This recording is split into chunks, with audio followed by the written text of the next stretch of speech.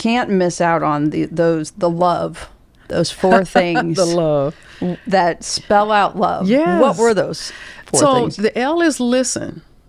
A lot of leaders, I don't know if they aren't capable of listening, which I don't think that's the case, but I think they feel the pressure to have all the answers. Yes.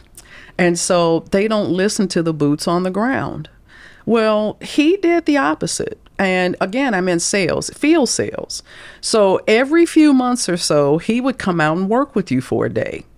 And I was so thankful that I had gotten some insight from one of the salespeople who had worked in his organization previously, who said, listen, he's going to ask you a lot of questions. And I'm thinking, oh, okay, well, he was like, no, a lot of questions. I'm thinking, okay, oh. So he said, know your territory, know your numbers. And I mean, for almost 8 hours, that man peppered me with questions. You know, by then I'm like, kill me, just kill me. Let's just get this over with. But he was like, so where are we going next? Okay, so tell me about this buyer. Okay, so what are they like? What's been your biggest success here? What are you still working? And so what do you think we should be doing to help make this area more successful? And he didn't come out to give me all the answers. He was like, you're the one out here. You know this area, not me. And what I discovered after the fact, what it did, it made me know my business. And I didn't realize, because I had studied and prepped so much. Oh, I knew things backwards and forwards. And I went, he elevated my game. It forced me to really know my job. And I said, I don't think leaders understand that. If you go in asking a lot of questions, it will help you identify who knows the job and who doesn't. Versus when you're giving them all the answers, what is left for them to do? So he listened, but he listened through asking a lot of questions. The O, I did a play on this one, is overtly praise.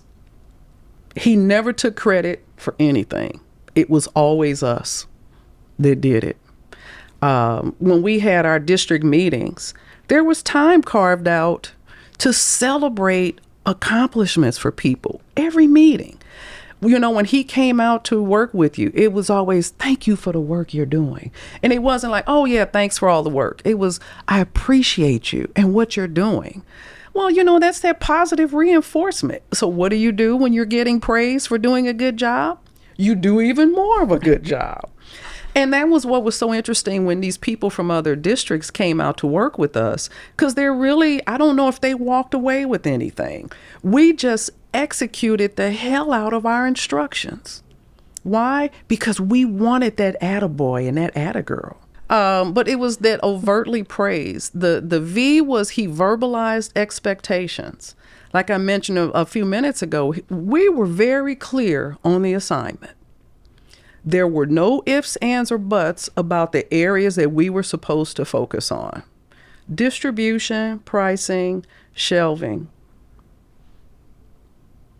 and marketing, advertising, I guess. But those were the four. Anything beyond that didn't matter. And when he came out to work with you, guess what he asked about? Those four things. When your manager, your immediate manager came out to work with you, guess what your manager asked about? Those four things. Why? Because that's what he was asking them about. And so you knew what the assignment was. And I think that was it. We didn't veer from the assignment. We executed and executed and executed and executed and executed and executed. And we just did it over, over and over and over and over again. And it drove our numbers through the roof. But we were clear, and it never changed. It never changed. The E is empower. He didn't micromanage. And he would tell us, he said, what do you need from me to do what you need to do? How can I help you?